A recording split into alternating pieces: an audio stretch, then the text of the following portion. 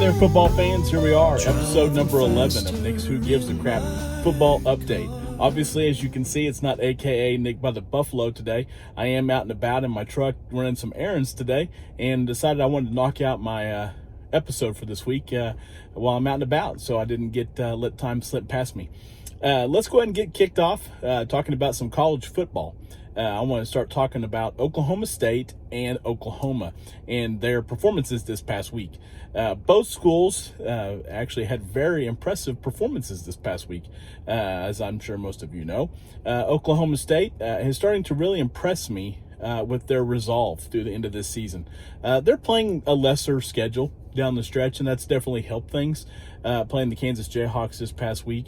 But they came out and they've done a very nice job finishing up this season. I still don't think they're going to beat Oklahoma in Bedlam, but they're going to finish 8-4 because I feel very confident in their ability to go to Morgantown this weekend and beat the West Virginia Mountaineers, who I've watched on a couple of occasions. And that team looks very poor. That team does not look like they're going to be able to stay on the same field with Oklahoma State. Oklahoma State's defense has really been balling out lately. Their defense just looked fantastic against Kansas. What I was very impressed with the most, though, with Oklahoma State is the ability for some of these players to step up. Dylan Stoner has stepped up at the receiver position. This is a guy that I have not been a fan of mostly in his time with Oklahoma State. But when Tylan Wallace went out, Dylan Stoner has really stepped up at that receiver position. Spencer Sanders, they're really kind of toning the offense back down to his skill set, which is helping. He's not going to be a guy that's going to throw the ball 30, 35 times a game.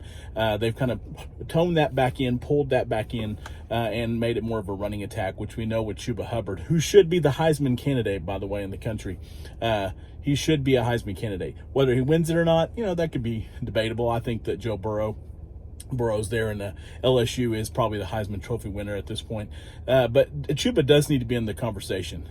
He's the best running back that I've watched in Stillwater since Barry Sanders was there, and I'm not overstating that. The guy is fantastic in his skills. Teams coming in knowing that that's the guy they want to shut down, and they aren't doing it. And he's not just a high-quantity rush guy. He does carry the ball a lot during the game, but he hits big runs.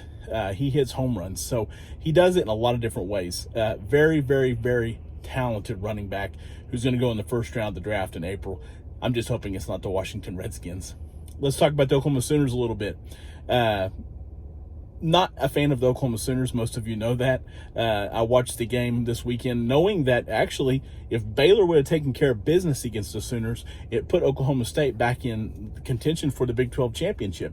Oklahoma State needed Baylor to win that game, and then they would have had to win the Bedlam game, but they would have been playing Baylor for the Big 12 championship, but that didn't happen. As it stands, Oklahoma State would need a ton of stuff to happen at this point to get in and backdoor their way into the Big 12 championship. I've already told you I don't believe that they're going to beat OU anyway.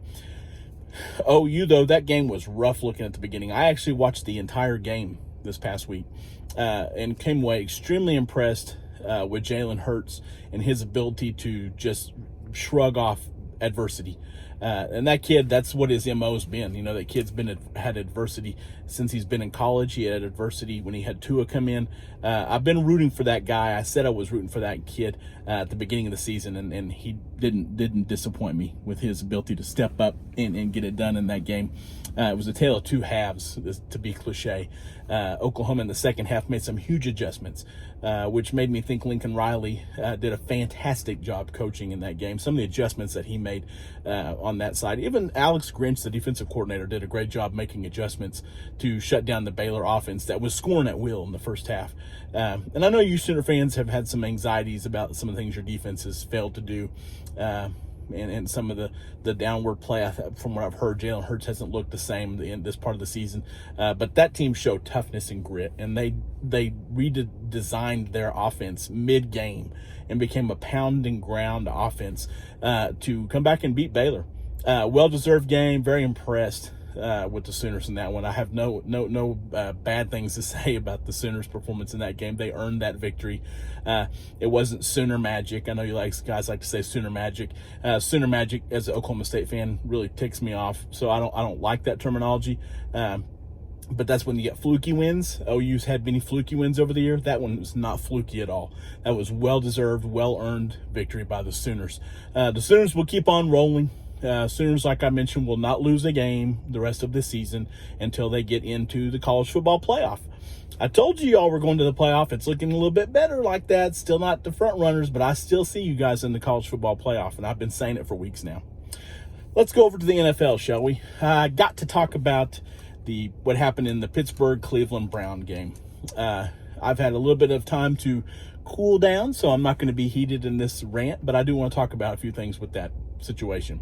What I've noticed, the majority of people have allowed themselves to stand back and look at this and understand that this situation was very ugly, how that game finished, with Myles Garrett hitting Mason Rudolph over the head with his helmet in what is honestly an attack. An attack with an object could have been fatal. That's not overstating it. That is something that could have happened in that situation, so it couldn't be taken lightly. But I heard a lot of excuses coming out about, oh, well, Mason started it. That is not even the point. The point is what happened with the helmet on the head. That is never allowed. That is an attack with an object. I've seen thousands of football fights. Football fights happen in the course of almost every single game. There's football fights. What Mason did was one of 1,000 football fights. And his football fight was brought on. I know a lot of people have talked about the way he was sacked on that play. He even said he didn't like the way he was sacked on that play. It had more to do with the way that game went. Those Cleveland Browns were taking cheap shots all throughout that game. You had receiver bleeding from the ear from one of the head-to-head helmet shots he took. So that was the team that all game long, Cleveland came in and won a great game. They kicked the Steelers' butts from the beginning. However, they did it playing a very physical and borderline dirty style of football. And that's what Mason Rudolph had taken exception to. And you get to the end of the game's well in hand, and you get another shot by Myles Garrett on the quarterback. And he felt it was just another cheap shot. And then he's holding him down to the ground. He's holding on to him. So then you get Mason, who starts pulling on the helmet. And obviously you guys saw, you know what the video looks like. So that is a football fight. Thousands of football fights occur. No suspensions occur because of those football fights. It does not justify the actions of Myles Garrett to hit a player over the head on his bare scalp, not one covered by any kind of protection, in that manner. And you know this league protects its quarterbacks. You understand they protect its quarterbacks. So it made me sick to see people that I respect in general come to the defense of Myles Garrett in the situation and act like it was some kind of provoked situation. It brought me to what is one of the main problems with our society today. And I don't want to get into a political rant, but I want to point this out. We allow ourselves to, because of some kind of loyalty to our identity. We've all become this society of identity. We're all identified by groups of people, whether political groups, groups of individuals that we belong to. We all allow ourselves to fall into this trap where we stick to this identity, and we feel like we have to be loyal to that identity in the face of common sense. So over common sense, I would not do this. I would not stick to that rule. And I feel like we do that too much. We say, oh, I got to stay with this group and I have to stay with that group because I identify with them, so I'm going to be loyal to that group. Don't do it in the face of common sense. When you saw that play, I don't care who the teams were. You had to have known at the moment that he hit him over the head that was wrong. That has nothing to do with Pittsburgh, Cleveland, and I'm consistent with this. And the point that I thought of immediately after this is, you guys know I'm a huge Oklahoma State fan. Back in the day when Marcus Smart played basketball for the Oklahoma State Cowboys, and he got into a fight with the fans at one of those games. Ironically enough, I think it was Texas Tech fan that he got into it with. That game, he looked like a punk. He went in attacking a fan in the crowd. And I know that fan, once again, it's a situation where they said that fan started it. He threw out a racial slur, I believe was what was said, and that's never justified. But it doesn't justify a player going into the stands and attacking somebody who's not physically a match for that person. I disowned Marcus Smart immediately when that occurred. I have never appreciated that guy. I've never enjoyed watching that guy play basketball, all from that moment in time. So I don't stay true to my identity over common sense. You got to have common sense in these situations. And common sense said that what Myles Garrett did was completely wrong. He's 100% at fault. I don't care what you say happened before. So let's not do that. Okay, let's keep common sense at bay and not allow ourselves to be biased as fans of the Browns or anti-Oklahoma State. This is not a Bedlam thing. I'm not sticking up for this because of Mason Rudolph. I'm sticking up for this because I saw something that disgusted me as a football fan. I saw an attack on a player on the field in a situation where he was defenseless, and I don't appreciate that at all. So let's wrap it up with my take on the Dallas Cowboys and their performance this week. They continue to win games against teams they should beat. I get that discussion that's out there, but I want to talk mainly about Dak Prescott.